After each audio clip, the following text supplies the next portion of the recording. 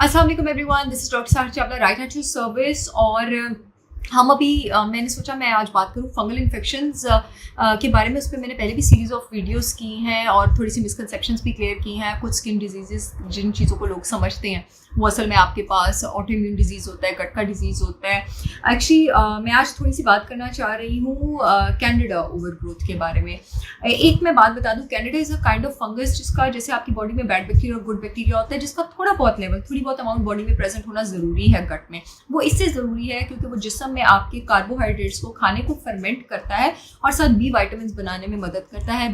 8 type के हमारे पास B vitamin होते हैं और अगर ये बी वाइटामिन ना हो तो जो हम खाना लेते हैं उसका फ्यूल हमारे पास एनर्जी में कन्वर्ट नहीं हो सकता। उसका फ्यूल हमारे पास एनर्जी में कन्वर्ट होता ही बी वाइटामिन की वजह से, तो उसका रोल बहुत ज़्यादा इंपॉर्टेंट है। प्रॉब्लम तब आती है जब किसी भी चीज़ की एक्सेस होती है, excess of everything is bad, जब कैंडिडा की ओवर ग्रोथ होती है। और मैं गट से रिलेटेड आज कुछ सिम्टम्स पे बात करने लगी हूँ जो कैंडिडा की ओवर ग्रोथ आपको बताते हैं और आपको पता नहीं लगता है। मैंने एक वीडियो की थी डिस्बायोसिस के बारे में कि आपकी बॉडी में जब गुड और बैड बैक्टीरिया का इम्बैलेंस होता है, तो जब आपकी बॉडी में, और मैंने डिस्बायोसिस की टाइप्स पे बात की थी। उसमें एक टाइप ऑफ डिस्बायोसिस पे मैंने बात की थी जिसका सिम्टम बड़ा यूनिक है और वो सिम्टम आपके पास ये है कि आपकी बॉडी के डिफरेंट हिस्सों में दर्दें होना शुरू हो जाती हैं, जॉइंट पेन्स आपको होना शुरू हो जाती हैं और आप उसको विटामिन डी का मसला समझते हैं, आप उसको आर्थराइटिस का मसला समझते हैं, यूरिक एसिड का मसला समझते हैं। टेस्ट में कुछ भी नहीं आ रहा होता है, आप उसको थकावट समझ लेते हैं।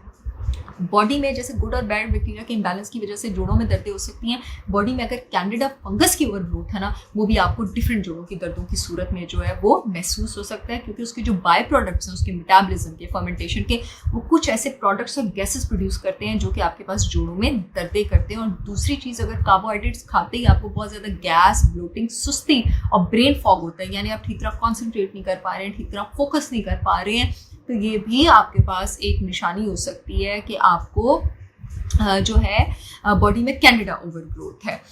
जहाँ पे ये निशानी मैंने बताया था, इंसुलिन रेजिस्टेंस की भी हो सकती है, प्री डायबिटिक होने की भी हो सकती है, लीकी गट की भी हो सकती है, डिस्बायोसिस की भी हो सकती है। वहाँ पर उसकी ग्रीडी बॉडी में फंगस की ओवर ग्रोथ भी हो सकती है। और भी फंगस ओवर ग्रोथ के बहुत ज़्यादा सिम्टम्स हैं, लेकिन आज मैं गट से रिलेटेड सिम्टम्स के बारे में बात कर रही थी, तो मैंने इन 2 सिम्टम्स का आपके पास जिक्र किया है।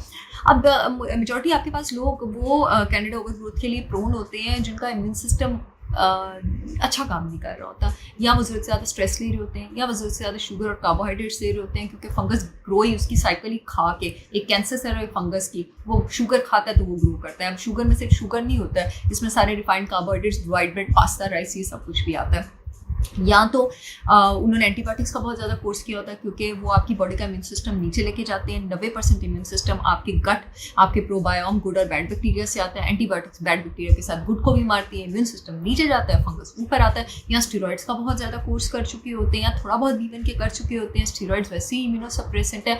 या खवातीन में जिनमें एस्ट्रोजन टॉक्सिसिटी हो, या प्रेगनेंसी में भी अगर आपके पास हार्मोनल, क्योंकि आपके पास प्रोजेस्टेरॉन एस्ट्रोजन रेशियो चेंज होता है, प्रेगनेंसी में भी ओवर ग्रोथ हो सकती है। वो बाद में फिर ठीक हो जाती है, लेकिन अगर वैसे एस्ट्रोजन टॉक्सिसिटी है, लिवर ठीक तरह काम नहीं कर रहा है, क्योंकि लिवर ने फॉल्स और टॉक्सिक एस्ट्रोजन को मेटाबलाइज करना होता है, उसको ज़ाया करना होता है, जिसम से खारिज करना होता है, तो भी फंगस ओवर ग्रोथ हो सकती है। जो औरतें ओरल कॉन्ट्रासेप्टिव पिल्स पर हैं, वो भी हार्मोनल बैलेंस यूज करती हैं, उनको भी फंगस ओवर ग्रोथ हो सकती है।